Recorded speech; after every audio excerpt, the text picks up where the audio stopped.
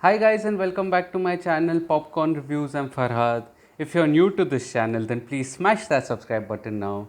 And we are now a family of more than 1000 subscribers, 1000 of our Digi family. So old goals, come with new goals. Our new goal is 1.1k. We are about 85 subscribers away from that goal. So if you're new, please subscribe to the channel, and once again thank you so much for your love and support. And so the film that I'm going to be discussing today is one film that I was awaiting its OTT release. It is called Kooman, which is directed by Jeethu Joseph. And incidentally, I did not know about the OTT release at all. It was an extremely low-key OTT release. It is, by the way, streaming on Amazon Prime. It was out earlier tonight, in fact, last night at 12 a.m. And that is when I got to know I was not prepared for this film. And I so wanted to watch this film during its theatrical run, but owing to no English subtitles in my area, I had to skip it. But I was skipping now an OTT release. However, the irony is that I did not know that it was scheduled to come out today. It was such a low key release. So it is a bit of an irony. And one of the reasons that I really wanted to watch this film was because it is directed by Jeethu Joseph. And for those of you who do not know, who am I even kidding? All of you know Jeethu Joseph. He's the man behind films like Memories and the brainchild behind the Drishyam franchise. And you do have a sense that the thrillers that he is churning out, there would be a Hitchcockian twist at the end, and that is something that I always have enjoyed, and it made me curious on what this film has to offer. Kooman. Also, this film garnered a heavy, glowing word of mouth, and I think that is something that made me even more excited. So then, how is Kooman as a film? Here we go. Kuman is one of those films, that I feel you do not need to know anything about. You just need to go in with a clean slate. And this is because, the thriller has so much in it, so much meat in it, that it has its ability to, to surprise you or sweep you off your feet. And there are some definite Easter eggs to be had. And so for people who haven't watched this film, I will keep this video slightly vague, not revealing everything, no spoilers at all. If there is a spoiler during the course, I will intimate you that there's a spoiler. Skip to 2 minutes ahead, but I'll try to keep it as vague as possible. Now, so Kuman is basically the drama. It is a slow burn, you can say. It is a slow burn in every sense of the word. The screenplay of 150 minutes is an indicator for that. Now, you would think that for a thriller it is slightly long, but if you are well aware of, the narrative style of Jeethu Joseph, then this is well within his style of filmmaking, you can say. And Jeethu Joseph is someone who has an assumptuous uh, appetite for creating thrillers with a good amount of build up, and this is no different. The build up here is quite a lot in the beginning, something like like not as much as Drishyam 2, I would think, but yeah, there and thereabouts. It takes time to develop.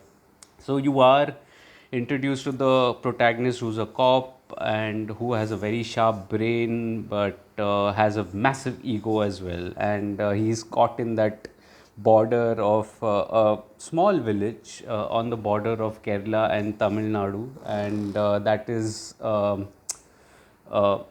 the setup, you can say. So the politics of that land and the dynamics of that land is also discovered in that small build up that is there. Now, the writing at the start is half hearted and deliberately so. It is deliberate so that your focus doesn't go on certain aspects of the story that is there, and that is something that was incredibly well done.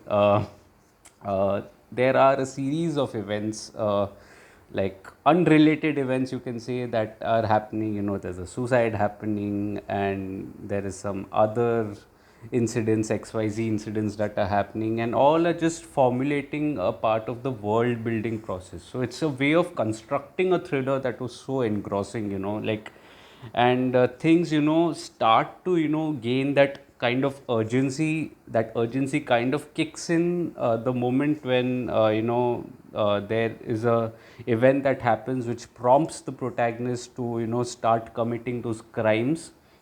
And that, I think, was an interesting aspect. But I said, how long are they going to sustain that, and what is the thriller element in that? So the entire half is spent in that. It's like a little cat and mouse game that is going on, and it made for a compelling viewing. However, there's a massive twist right after the halfway mark, and that is when, the trajectory of the thriller changes. So the thriller changes directions, and it goes the other way. It becomes all of a sudden a whodunit, and that is something that was unexpected. Again, there are Easter eggs to be had in this screenplay, so you need to give it time. It is extremely rewarding. It is rewarding, and it is well worth your time. Now, the investigation that happens in the second hour is also good. It makes for a compelling viewing. You are at the edge of your seat. You want to know what happens, but there was nothing new to offer. But the final, I would say, final 30-35 minutes, I think there's a tonal shift in the drama, and that is when the mold of a thriller, I think, is broken, and in a very good way. Now you will get a sense of the final minutes. It will become like, I don't want to give out any spoilers, but vaguely enough, the tonality of the drama changes. No more just a thriller, but it has an element attached to it. Now that element, you will find it similar to the one that you would have watched in the Kannada film Vikrant Rona. Now, Vikrant Rona, that was there, the ending might seem slightly similar to that, but the ending, if you see in Vikrant Rona, the theme was consistently maintained right throughout. But here, there was a definite tonal shift from a thriller to this particular genre, and that is something that was a tricky proposition on paper. And that is, the genius of Jeethu Joseph, to transition that seamlessly into a drama. Many people would be on the fence with the tonal shift. Everyone, it may not be everyone's cup of tea, but this is something which is different from that, set it apart from the other thrillers that are being made, and for that it needs to be applauded. I was shocked by the climax. I did not see that coming at all. And some of the elements in the first hour, which I was saying about the world building part, those act as, like a foreshadow. So there are hints that are dropped, typically Jeethu Joseph style. There are hints dropped in the first hour which ultimately pay off at the end, and it is rewarding at the end. So all in all, I think the screenplay makes for a compelling watch, and it is, another feather in the supremacy of Jeethu Joseph. The dialogues here, again, interestingly, have a tonal shift towards the end as well. Like there is a particular set of dialogues that are going on, and then a different range of dialogues come in towards the end. That again makes for a layered and compelling viewing. The mystery, it will be difficult to solve, because there aren't distinct clues that are there. If you can hold on to that, it's great, but more often than not, you will not be able to guess what the end is, because the leash of the screenplay is in the hands of the director, and director is commanding the way the trajectory of the story is going. Now, coming to the music, I think the music is good. It adds a little bit of flavor to the land where it is set in, but the BGM is absolutely spitting fire. I mean, it enhances the viewing experience of so many scenes that are there, and it makes for a compelling watch. It was brilliant. Cinematography again was excellent and captures some breathtaking and wonderful frames. Really well done. Jeethu Joseph is a master of this his craft, and especially when it comes to thrillers. I think there are seldom few directors who have aced this genre, and how and this is no different. It starts off on a slow note. Jeethu Joseph then literally sweeps you off his feet with the twist that is there, and there are multiple twists in the screenplay that are there which will not allow you to guess where the story is headed. In fact, you will like wonder at the start, like, where is this headed, why is this even going on, what is the director trying to tell you. But you just need to trust his ability and back him completely, and just keep on absorbing the drama that is unfolding. Don't try to second guess anything, and that is where the enjoyment of the drama does lie. And he's done a splendid job. One small negative part that I had about the film was the characterization. I felt some of the characters, apart from the protagonist, weren't given enough meat, and they had the potential for that. But that would have probably been like a bit of a giveaway. So I would reckon, that's like, I would let it pass.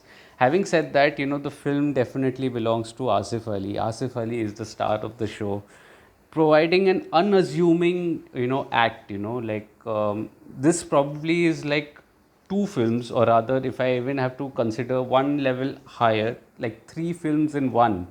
And so with this kind of variation that the screenplay has, the actor definitely had ample of scope and ample of emotions to play with.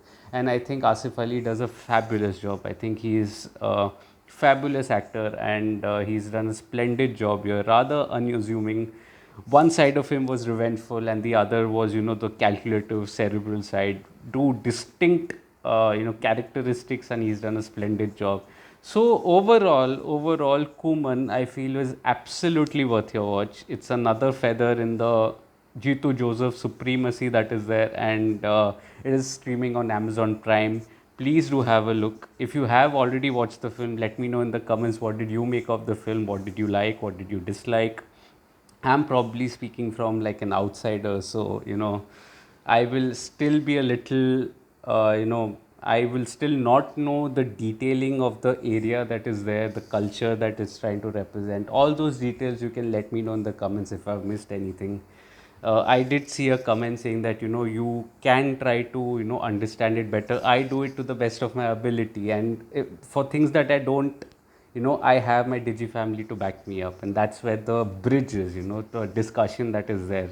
And so, if you're liking this video, please smash that like button, subscribe to the channel. The next target is 1.1k or 1100 subscribers.